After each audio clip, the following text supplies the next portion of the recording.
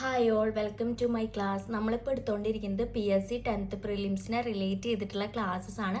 അപ്പോൾ ഇന്നത്തെ ക്ലാസ്സിൽ നമ്മൾ പറയാൻ പോകുന്നത് ഇന്ത്യൻ സ്വാതന്ത്ര്യ സമരവുമായി ബന്ധപ്പെട്ട് കേരളത്തിൽ ഉണ്ടായിട്ടുള്ള മുന്നേറ്റങ്ങളാണ് കേട്ടോ. വീഡിയോയിലേക്ക് കടക്കുന്നതിന് മുന്നേ നമ്മുടെ ചാനൽ ആരെങ്കിലും ആദ്യമായിട്ട് കാണുന്നുണ്ടെങ്കിൽ ഒന്ന് സബ്സ്ക്രൈബ് ചെയ്ത് സപ്പോർട്ട് ചെയ്ത് തരണം. നമ്മൾ ഇടുന്ന വീഡിയോസൊക്കെ ഒന്ന് ലൈക്ക് ചെയ്യണം കേട്ടോ. ഓക്കെ, അപ്പം നമ്മൾ ഈ ഒരു ടോപ്പിക്കിനെ റിലേറ്റ് ചെയ്തിട്ട് നമ്മൾ ഫസ്റ്റ് പഠിക്കാൻ പോകുന്നത് അഞ്ച് തെങ്ങ് കലാപമാണ് കേട്ടോ. അപ്പം ഞാൻ അഞ്ച് തെങ്ങ് കലാപം എന്താണെന്ന് ജസ്റ്റ് പോയിന്റ്സ് ഒക്കെ ഒന്ന് ജസ്റ്റ് നോട്ട് ചെയ്ത് വെച്ചിട്ടുണ്ട്. നിങ്ങൾ അതൊക്കെ ഒന്ന് അറിഞ്ഞു വെക്കുക. പിന്നെ വർഷങ്ങളായിട്ട് ഇതിന് ചോദിക്കുന്ന ചോദ്യങ്ങളും ഇതുപോലെ തന്നെ ഇതിന് ചോദിക്കാൻ ചാൻസ് ഉള്ള ചോദ്യങ്ങളും മാക്സിമം എല്ലാം ഇൻക്ലൂഡ് ചെയ്തിട്ട് തന്നെയാണ് ഇന്നത്തെ ക്ലാസ് ഞാൻ പ്രിപ്പയർ ചെയ്തിട്ടുള്ളത്. അപ്പോൾ എന്താണ് ബ്രിട്ടീഷുകാർക്കെതിരെ കേരളത്തിൽ നടന്ന ആദ്യത്തെ കലാപം അല്ലേ? ആദ്യത്തെ കലാപമാണ് അഞ്ചു തെങ്ങ് കലാപം എന്ന് പറയുന്നത്. ഓക്കെ, ബ്രിട്ടീഷുകാർക്കെതിരെ കേരളത്തിൽ നടന്ന ആദ്യത്തെ കലാപം. അപ്പൊ അവിടെ തന്നെ ഒരു ക്വസ്റ്റ്യൻ നമുക്ക് കിട്ടുകയാണ് കേട്ടോ.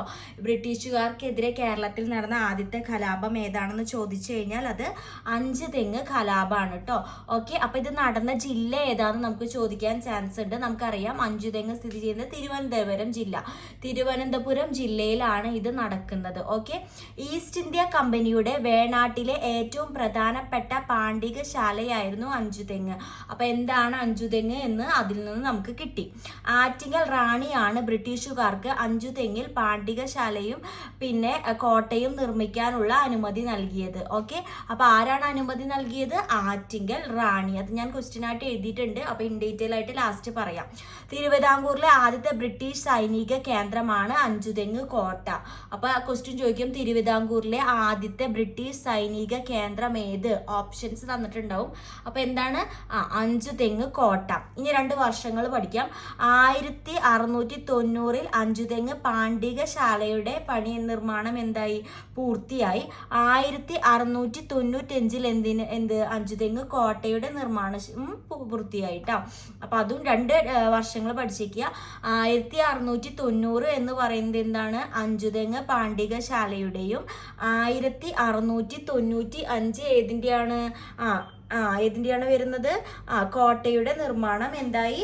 പൂർത്തിയായി എന്നാണ് പറയുന്നത്. ഓക്കെ, ബ്രിട്ടീഷുകാർക്ക് കൂടുതൽ സൗകര്യങ്ങൾ അനുവദിച്ചു കൊടുക്കുന്നതിൽ പ്രകോപിതരായ സ്ഥലവാസികൾ അഞ്ചുതെങ്ങിലെ ഫാക്ടറി ആക്രമിക്കുകയാണ് ചെയ്യുന്നത്. മനസ്സിലായെന്ന് വിചാരിക്കുന്നു.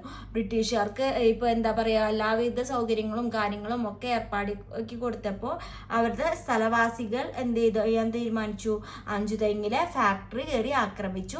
ഇതാണ് അഞ്ചുതെങ്ങ് കലാപം. അപ്പൊ എന്താന്ന് ചുരുക്കമായിട്ട് അറിഞ്ഞിരിക്കുക. അഞ്ചുതെങ്ങ് കലാപം എന്താണെന്ന് ജസ്റ്റ് ഒന്ന് അറിഞ്ഞു വയ്ക്കുക. ബ്രിട്ടീഷുകാർക്ക് കൂടുതൽ സൗകര്യങ്ങൾ അനുവദിച്ചു കൊടുക്കുന്നതിൽ പ്രകോപിതരായ സ്ഥലവാസികൾ അഞ്ചുതെങ്ങിലെ ഫാക്ടറി ആക്രമിച്ചു. ഇതാണ് അഞ്ചുതെങ്ങ് കലാപം. ഇനി പ്രധാനപ്പെട്ട അറിഞ്ഞിരിക്കേണ്ട ഒരു ക്വസ്റ്റ്യൻ ആണ് ഇത് നടന്ന വർഷം. അതായത് അഞ്ചുതെങ്ങ് കലാപം നടന്ന വർഷം 1697 നടക്കുന്നത്. അഞ്ചുതെങ്ങ് കോട്ട സ്ഥിതി ചെയ്യുന്ന ജില്ല വരുന്നത് നമ്മൾ ഓൾറെഡി പറഞ്ഞതാണ്. ഏതാണ്? തിരുവനന്തപുരം ആണ് കേട്ടോ, മറക്കാണ്ടിരിക്കാം.